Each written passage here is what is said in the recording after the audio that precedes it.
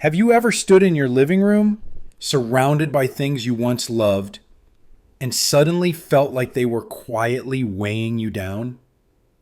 A teacup from your daughter's first apartment, a dusty treadmill that hasn't moved in 10 years, a drawer full of cords. No one remembers what they belong to. Each item carries a story, but together they're starting to crowd out the life you want to live now. That's what we're here to change, gently, together. In this video, I'll walk you through 12 simple yet powerful secrets that have helped countless seniors reclaim their space and rediscover peace inside their own homes. You won't need strength or speed, just a bit of heart and a willingness to let go of what no longer serves you.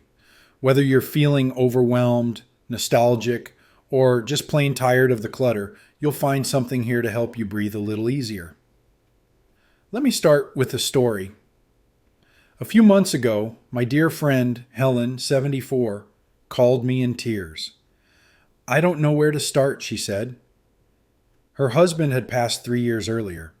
The house felt like a museum of their life together, beautiful but frozen in time.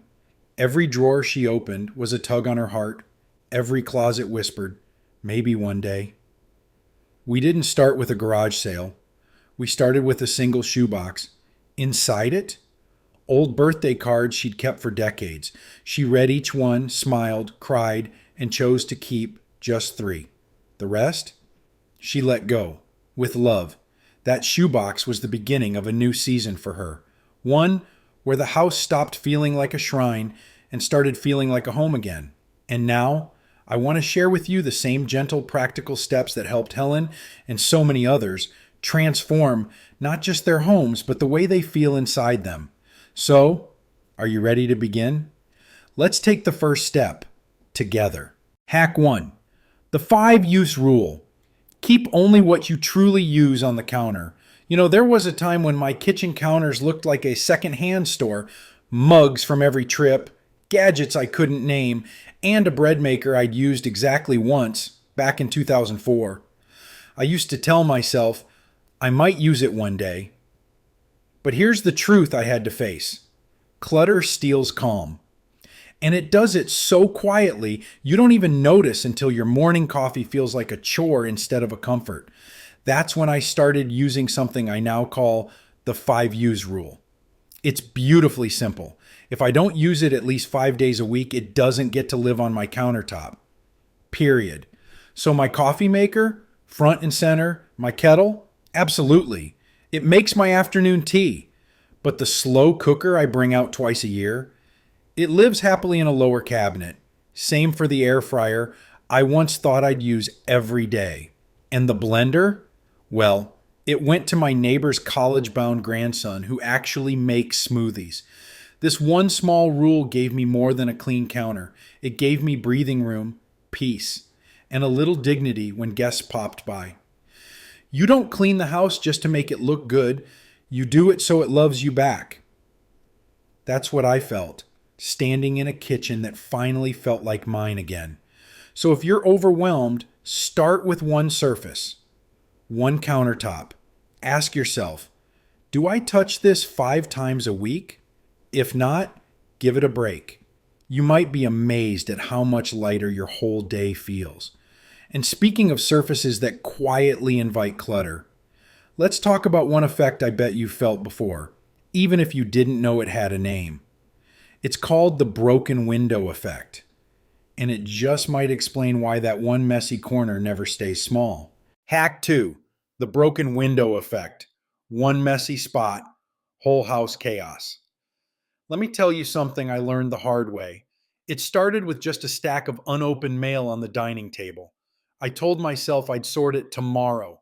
Then came the grocery flyer, a pair of reading glasses, my granddaughter's coloring book. Before I knew it, that table, once the heart of family dinners, looked like a lost and found desk at a bus station. This, my friend, is what they call the broken window effect. It's a fancy term from psychology, but here's the simple truth behind it. One messy spot tells your brain and everyone else's that clutter is allowed. And like weeds in a garden, mess spreads fast once it finds a foothold. That dining table, it became a magnet for everything. And somehow, when that table was cluttered, I didn't feel like tidying the rest of the house either. What's the point, see? I thought. But the moment I cleared it, just that one space, something shifted. I felt a little spark, a little control coming back. You don't clean the house just to make it look good. You do it so it loves you back. That quote stuck with me as I wiped down the wood and placed a single candle in the center. It was like the house whispered, "Thank you." So here's my gentle advice: choose one surface, your dining table, a kitchen island, that chair where clothes like to pile up. Keep that one place clear every day, and you'll be surprised how it ripples outward. Now, once you've reclaimed that space, how do you make sure it stays that way? Let me share a small habit that packs a powerful punch, something that only takes 2 minutes. Hack 3: Memory Corner, a small space for big memories. Let me tell you something I learned the hard way. When everything is special, nothing truly gets seen.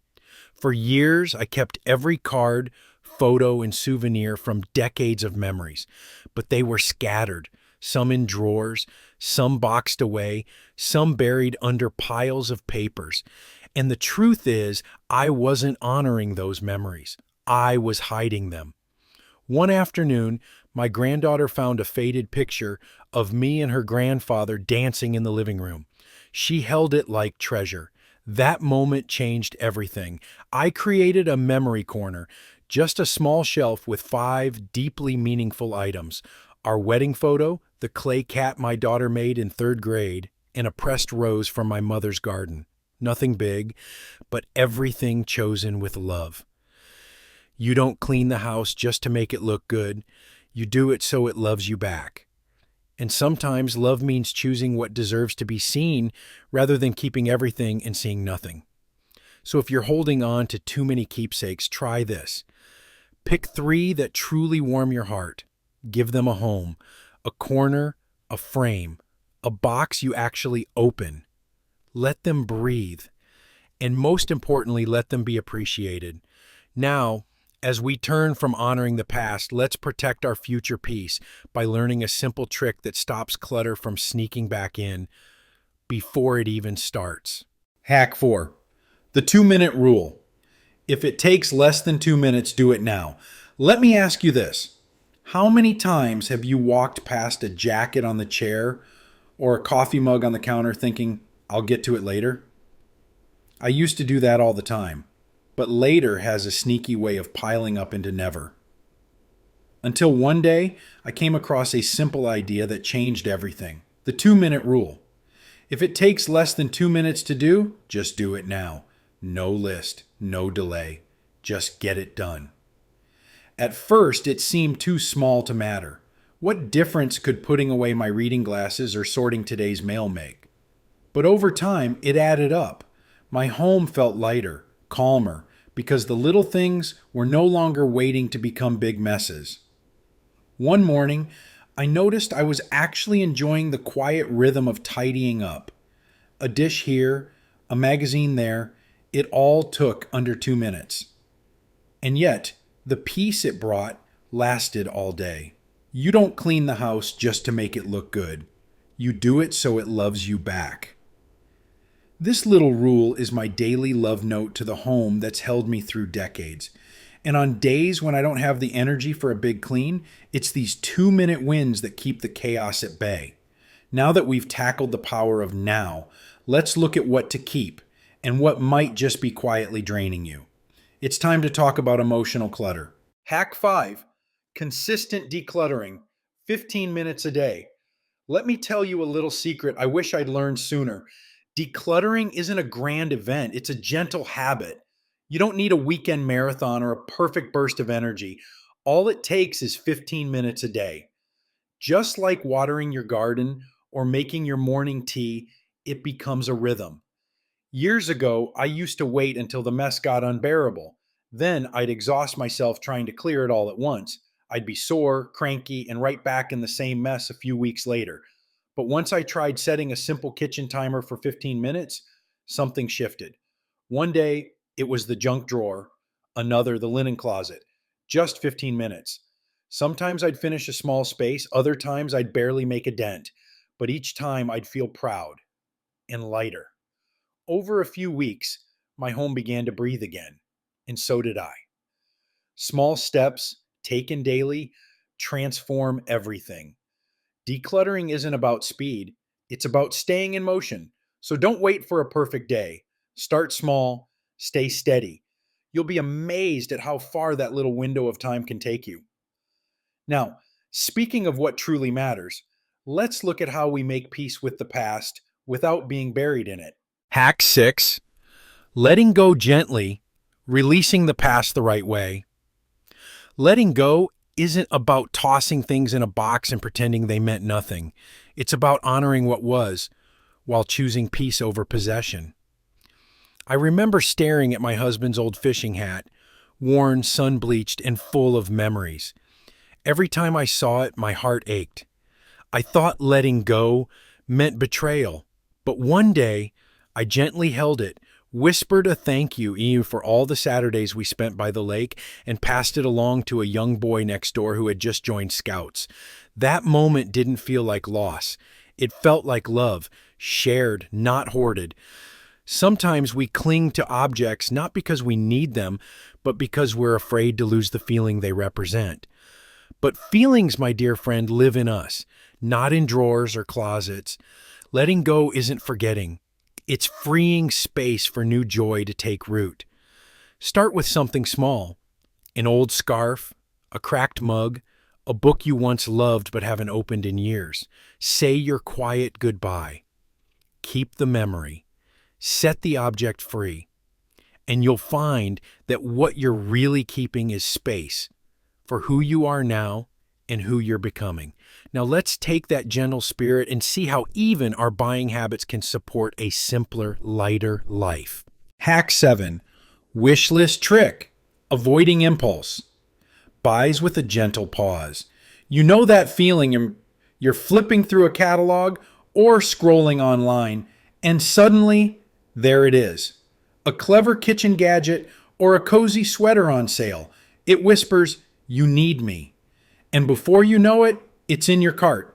I used to fall for that voice often until I started using something I now call my wish list trick. Whenever something caught my eye, instead of buying it right away, I'd write it down. Just a simple notebook near my chair. Then I'd wait a week, sometimes two. Often, by the time I came back to the list, I realized I didn't need it. I just wanted a little lift that day. It's funny how giving ourselves that pause, that breathing room, helps us tell the difference between what truly serves us and what's just noise. The space between wanting and buying is where clarity lives. This little trick saved me money, sure, but more importantly, it protected my peace. My home didn't keep getting filled with more stuff I didn't love, and I stopped feeling guilty about things I never used. If there's something you're eyeing right now, jot it down instead. Give it time. Give yourself time. And if you still want it after a few thoughtful days, maybe it's worth the space. But if not, you've just gifted yourself clarity. Now, let's talk about one more habit that helps keep clutter out before it even begins. Hack 8: one in, one out. One new thing in, one old thing out. Let me tell you something that quietly changed the way my home feels. Less crowded, more calm. It's a little habit I call one in, one out. So simple, yet so powerful. Every time something new comes into the house, a shirt, a book, even a mug, I take a moment to say, okay, what's leaving to make room for you? It might be a sweater I haven't worn in 2 winters, or a chipped cup hiding at the back of the shelf. Out it goes. Not with guilt, but with gratitude. You see, this habit isn't about being strict. It's about balance. Your home is not a storage unit, it's a living space. When we bring in without letting go, things slowly pile up, not just physically, but emotionally. I remember buying a new cardigan last fall. Warm, soft, perfect for reading by the window. But instead of stuffing it into an already full drawer, I let go of an old one with stretched sleeves and faded memories. It felt like making space for this new season of my life. And here's the bonus. I often donate the item I'm letting go of. It feels good knowing it might warm someone else's shoulders or serve a new purpose. So next time you treat yourself to something new, pause, look around, ask gently, is there something I can release? It's a quiet practice of gratitude, and it adds up to a more breathable home. Speaking of breathing room, let's talk next about the power of simply checking what you already have before you add more. Hack 9. Check first. Always look before you buy. Let me share a little moment that changed how I shop. One morning I was tidying up the pantry and found not one, not two, but 4 cans of baked beans. I chuckled and thought, well, I guess I've been shopping from memory instead of from truth. That's when I made myself a simple promise. Always check first. Before heading to the store, I peek into the pantry, glance in the closet, even check the bathroom drawers. You'd be amazed how often we already have what we think we need. Especially as we get older, buying doubles or triples can quickly lead to clutter. And sometimes it's not just space we waste, it's money and peace of mind. It's the stress of squeezing new things into already tight corners. So now, before I pick up that new hand cream or cute dish towel, I pause and ask, do I already own this? Or something close to it? Often the answer is yes. And if not, then it truly earns its place. You don't clean the house just to make it look good. You do it so it loves you back. And part of that love is respecting what's already in it. This simple pause, this check, saves space, saves dollars, and most of all, keeps your home from becoming a repeat museum. Now, while we're on the topic of what stays and what goes, let's talk about how to know if something truly deserves a place in your life. Hack 10. Keep what serves you now. Let go of what's just taking space. There's a quiet wisdom in asking ourselves, does this still serve me today? I remember holding on to a big stand mixer. Oh, I used to bake every Sunday. Cinnamon rolls, banana bread, you name it. But now, my wrists aren't what they used to be, and truth be told, I hadn't used that mixer in over 3 years. Yet there it sat, taking up half a cabinet. One day, I finally said, you served me well, friend, but it's time I let you serve someone else. The truth is, our needs change with time. What once made life easier might now make it harder. That heavy vacuum cleaner, replaced by a lightweight stick one, those dozens of coffee mugs, I kept the 2 that feel just right in my hands, and the rest, I thank them quietly and pass them on. You don't clean the house just to make it look good. You do it so it loves you back. That love shows in the space you create for ease, not just nostalgia. Keeping only what helps you today isn't about forgetting the past. It's about honoring where you are now. So take a gentle look around and ask, is this helping me or just hanging around? And as we talk about what helps us feel more at home, there's one little tip I absolutely treasure. Hack 11. Practice gratitude. Say thank you, then let go. Letting go is easier when you do it with your heart full, not your hands. Years ago, I read a tip that's changed how I approach decluttering forever. Before parting with something, pause and thank it. It sounded silly at first. Thank a teacup, a scarf, but I tried it. One day, I picked up a cardigan I hadn't worn in years. It had kept me warm during my first winter alone after my husband passed. I held it close, whispered, "Thank you for the comfort," and folded it gently into the donation bag. It's a simple act, but deeply powerful. You're not just tossing things away, you're honoring their place in your life. That old baking dish? Thank you for all the birthdays you helped me celebrate. That decorative pillow? Thank you for the cozy nights reading beside you. Gratitude transforms letting go from a chore into a quiet celebration of your journey. You don't clean the house just to make it look good. You do it so it loves you back. And love, my friend, is a two-way street. When you thank the items that served you, you're also thanking yourself for making it this far, for building a home full of memories. Now, speaking of memories, there's a beautiful way to honor the most precious ones without overwhelming your space. Let me leave you with this thought. A home isn't just a place where we keep our things. It's a living reflection of who we are today, what we've been through, and what we're still becoming. Every drawer you tidy, every old trinket you let go of with a soft thank you, every moment you choose peace over clutter, that's not just cleaning. That's self-respect. That's love. I know decluttering can feel emotional, even overwhelming at times. But you're not doing it all at once. You're choosing one step, one corner, one thoughtful decision at a time. And that's more than enough. What matters is that you're giving yourself permission to simplify, to breathe easier, and to move forward gently with grace. So today, I invite you, pick one thing, one drawer, one keepsake, one habit, let it go, or give it new purpose. And then just notice how you feel. Little lighter, little freer. That's your home, thanking you right back. You don't clean the house just to make it look good, Mom. You do it so it loves you back. If that line resonates with you, let me know in the comments. What's one thing you've let go of that brought you peace? Or one memory you chose to keep? And why? And if this video has sparked something in your heart, please share it with a friend, a neighbor, or someone who might need a gentle nudge to begin their own journey.